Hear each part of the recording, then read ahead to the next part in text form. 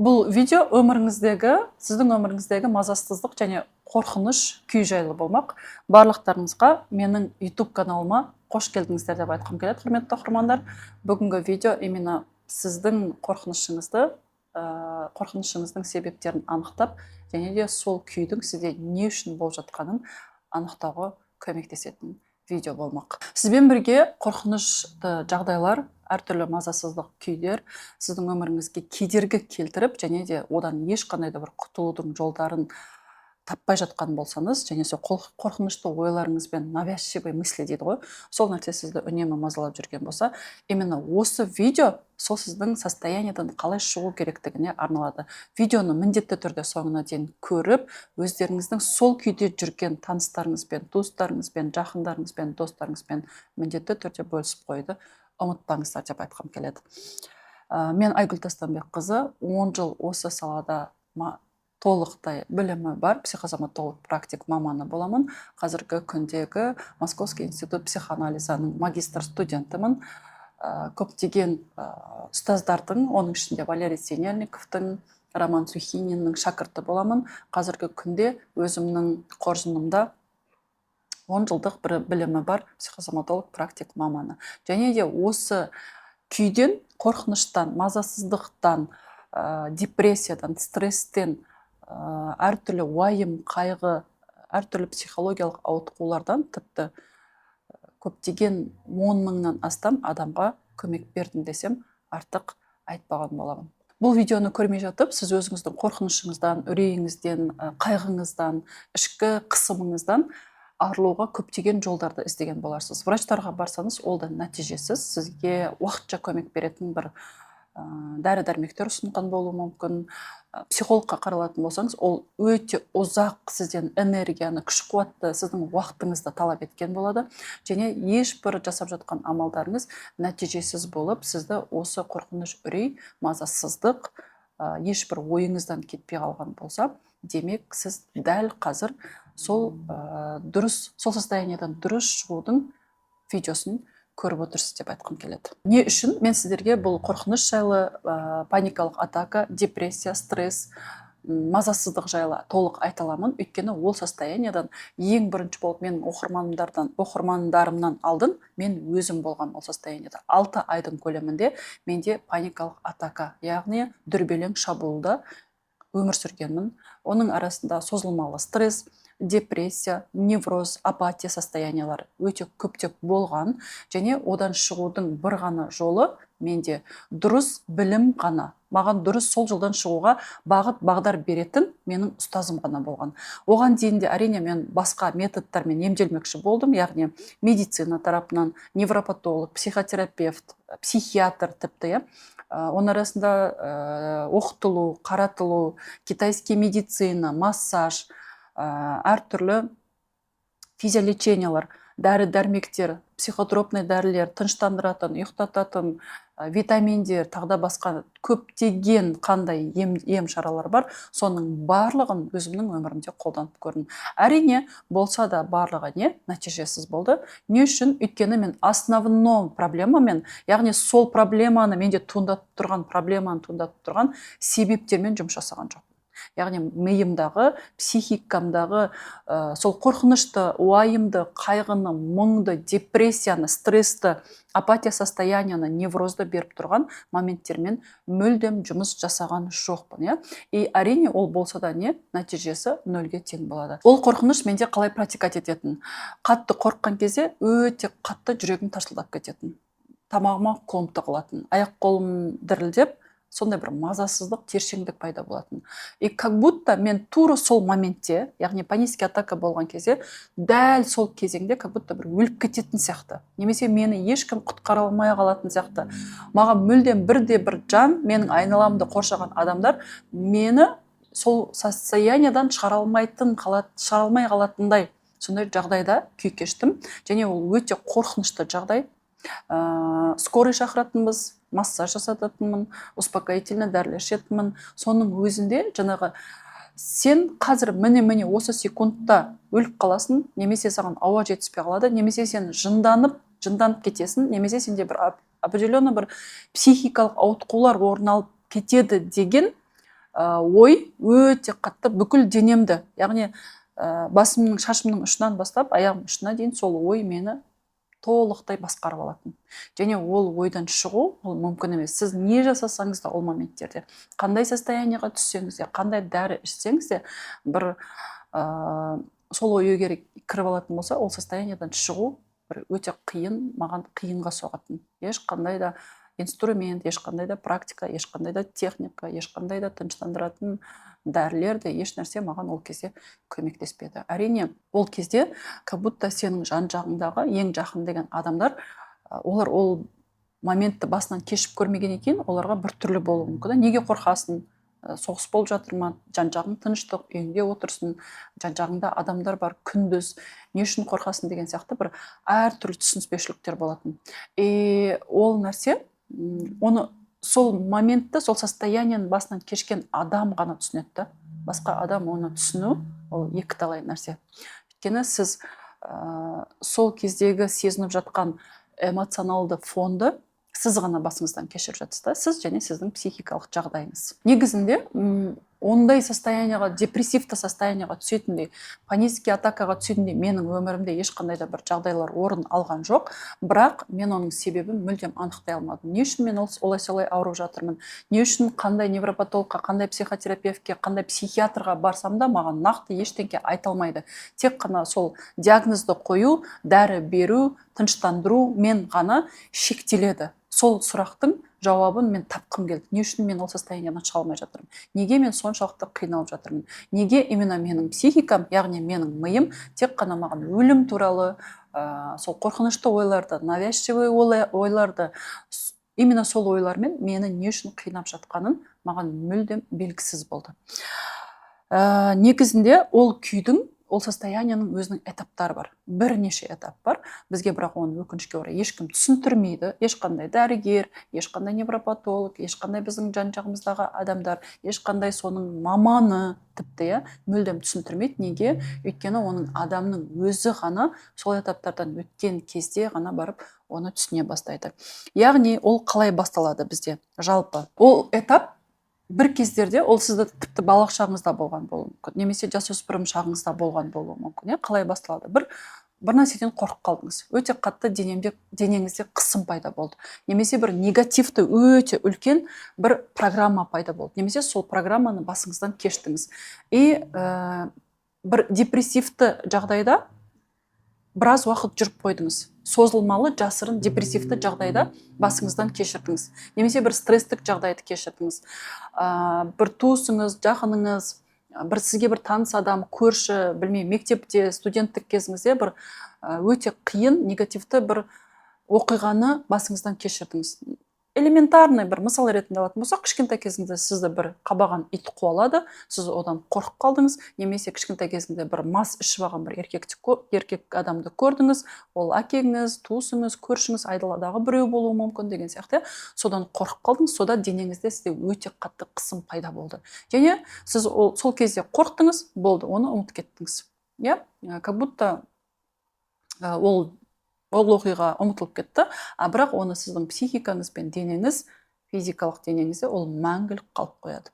Қайтадан определенный бір уақыттарда стресстік жағдай орын алса, бір қысым пайда болса, бір жаман хабар естісеңіз, негативті фонда бір көбірек өмір сүріп қалсаңыз, жыласаңыз, қайғырсаңыз, мұңға түссеңіз, баяғы сіз ұмытылып кеткен момент, ұмытылып кеткен ситуация, жағдай қайтадан сіздің өміріңізге екі есе қорқыныш болып, сіздің өміріңізге қайтадан келе бастайды. Не үшін? Өйткені біздің миымыз бір кездерде сезген сезімдерін, эмоционалды фонды ол ешқашанда есінен шығармайды.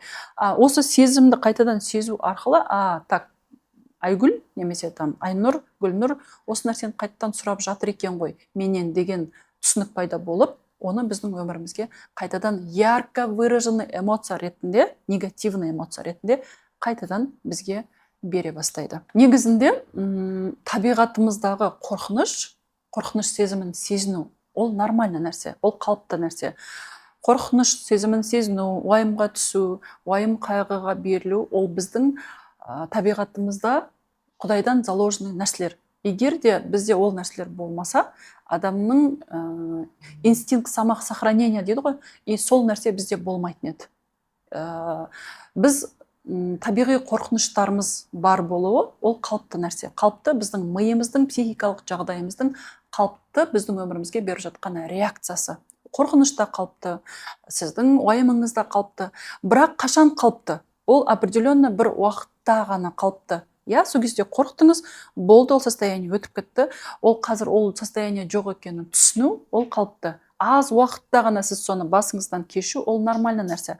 Ал егер де сіздің қорқынышыңыз, сіздің уайымыңыз, сіздің қайғыңыз, сіздің сол басыңыздан кешіп жатқан негативті әртүрлі эмоционалды фондар ұзаққа созылып кететін болса, например, мысалы ретінде 1 ай, 2 ай, 6 ай, тіпті 1 жылдап, тіпті өзімнің практикамда 10 жыл панический атакамен ауырған оқырмандарда болған.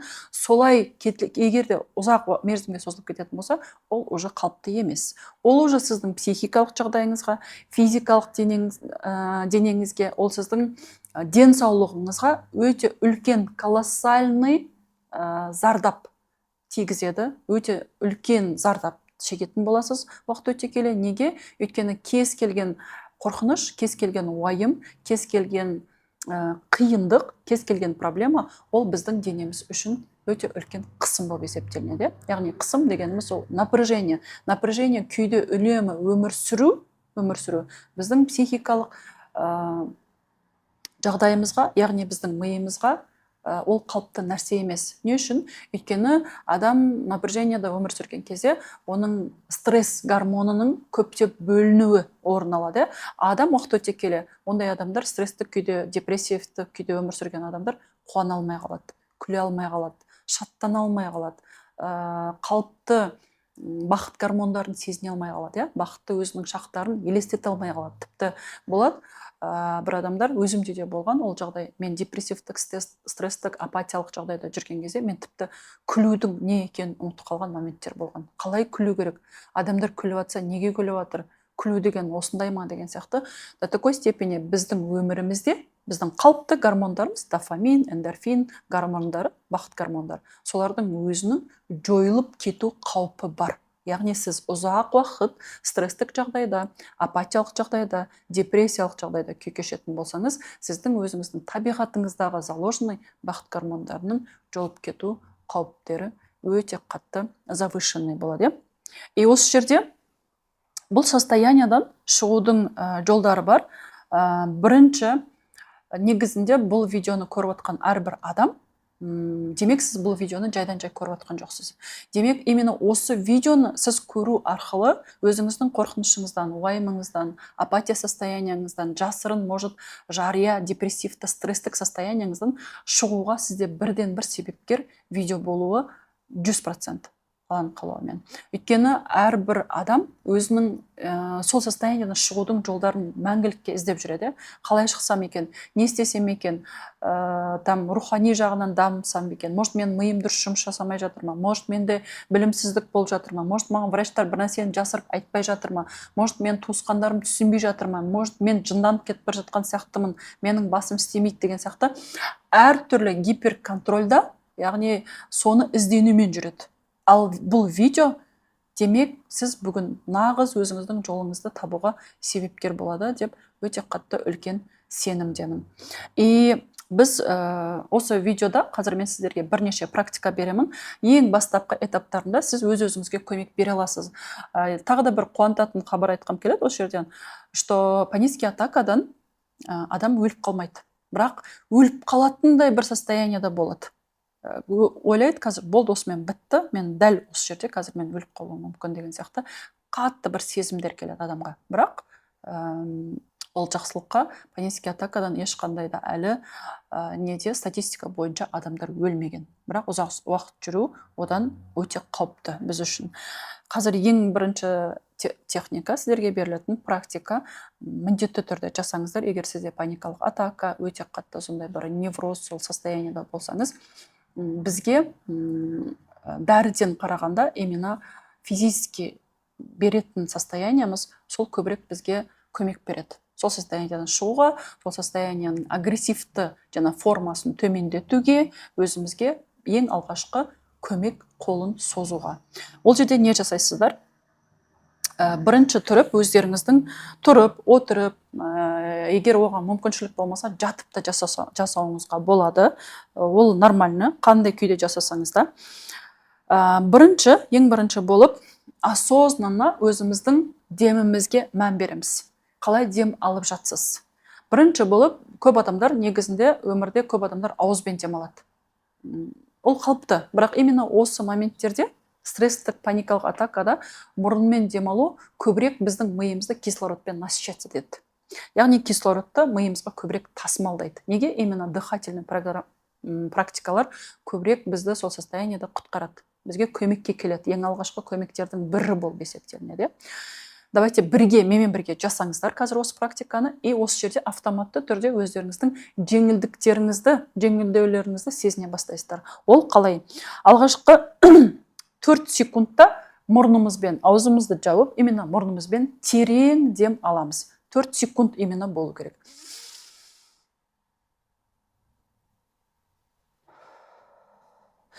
Төрт секунд ұстап тұрамыз, жаңағы алған демімізді, мұрнымызбен алған демімізді 4 секунд ұстап тұрамыз. 4 секунд деген ұзақ уақыт емес. Сосын баяу 6 секунд бойы алған демімізді баяу түрде мұрнымызбен қайта шығарамыз. Давайте бірге жасаймыз.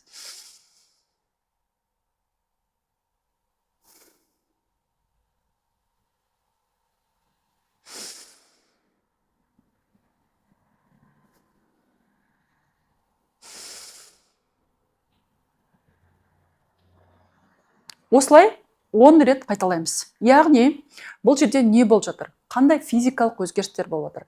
Қандай химиялық қанымыздың составы өзгеріп жатыр? Адам қатты тревожный состояниеда, қатты жаңағыдай уайым, қайғы, өлімге қатысты ойлар болып жатқан кезде, автоматты түрде біз миды кислородпен қамтамасыз етуіміз қажет. Өйткені сіздің қазіргі болып жатқан именно қорқытышыңыз сол миға кислородтың жетіспеушілігінен болып жатыр.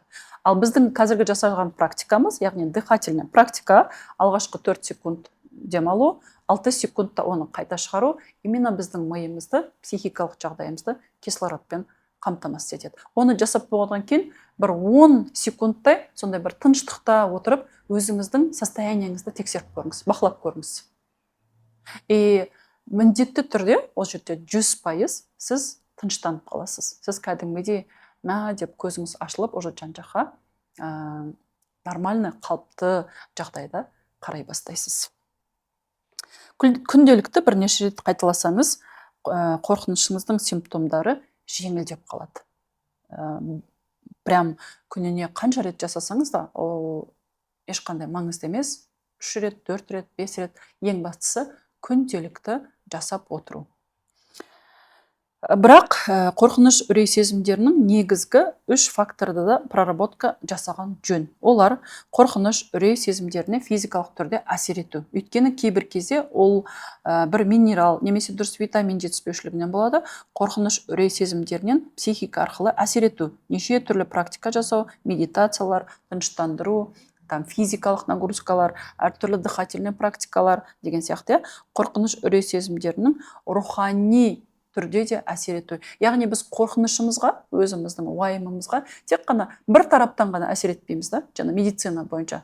Қорқып жатсың, панический атака болып жатыр, дәріш деген сияқты. Жоқ, олай әсер ете алмаймыз. Өйткені біз полноценный жан тұрғысынан, тән тұрғысынан әсер еткен кезімізде өзіміздің жанымызға да, тәнімізге де физикалық, психикалық, энергетикалық тұрдан рухани жағдайымыздан әсер еткен кезімізде болды. Адам полноценно өзінің қорқынышынан, уайымынан, қайғысынан, мұңынан, паникалық атакадан, депрессивті состояниядан, барлық нәрседен шығуға ең табиғи, ең оңай, ең жеңіл жолын таба білеміз. Екінші техника ойлардың потогы деп аталады. Қазір екінші жасайтын техникаларыңыз, екінші техниканы бергім келіп отыр сіздерге. Бұны да міндетті түрде жасауларыңыз қажет. Бұл жазбаша техника. Қатты қорқыныш, үрей сезімі пайда болған кезде жай ғана өзіңіздің ойыңызға не келеді, соның барлығын қағаз бетіне түсіру. қандай ойлар келіп жатыр, қорқыныш ойлар келіп жатыр. Например, өліп қалам ба, ұрып қалам ба, мен не болады, мен өліп қалсам балам не болады, там қызым не болады, дальше не болады, одан кейін не болады деген сияқты қандай ойлар келеді, навязчивый ойлар, соның барлығын жаңағы параққа түсіру, жазу сол жерде. Прям бәрін тоқтамай жазып тастау. Неге? Өйткені біз жазған кезімізде ол ойдан құтылдық деген сондай бір түсінік пайда болады. Просто ойымызда соны накручивать ете беретін болсақ, яғни соны айналдыра беретін болсақ, мынандай болып қала ма, сондай болып қала ма, болып қалсашы, болмай қалсашы деген сияқты ойларды миымызда айналдыра бергеннен қарағанда, оны біз қағаз бетіне түсіру арқылы да біз өзіміздің жеңілдегенімізді, как будто сол ойлардан, жаман ойлардан, уайымнан, қайғыдан құтылғандай бір сезім пайда болады. Просто жасап көріңіздер, бұл техниканы да міндетті түрде. Бұл техникалар өте оңай болғанмен, қорқыныштың бастапқы этаптарына міндетті түрде сіздерге көмектесетін болады. Жай қарапайым сияқты нәрселер болуы мүмкін, бірақ қорқынышыңызды сейілтуге, қорқынышыңыздың бастапқы этабын тоқтатуға сізге алғашқы көмек құралдары болып есептелетін болады. Және сіздерге айтарым, көпшілігіңізге медитациялар көмектеседі. Қысқа медитациялар болсын, ұзақ медитациялар болсын, миды тыныштандыру. Ең бастысы, мақсатымыз миды тыныштандыру. Оны қажетсіз ойлардан, артық ойлардан, фокусымызды, энергиямызды, ресурсымызды алып жатқан қажетсіз ойлардан тоқтату. Ол бір тағы методтың бірі, ол медитация жасау. Тыныш жерде, ешкім сізге кедергі келтірмейтін жерде, ойыңызды бір жерге шоғырландырып, өзіңіздің қалаған бір определенный бір әуенмен медитациялар жасау тоже алғашқы көмектердің бірі болып есептелінеді сіздерге. Уайым, қорқыныш ол біздің жауымыз емес, жай ғана ол защитный механизм, бұрынғы ата-бабамызға керек болған, соны қабылдап және осознанный бола бастау керек.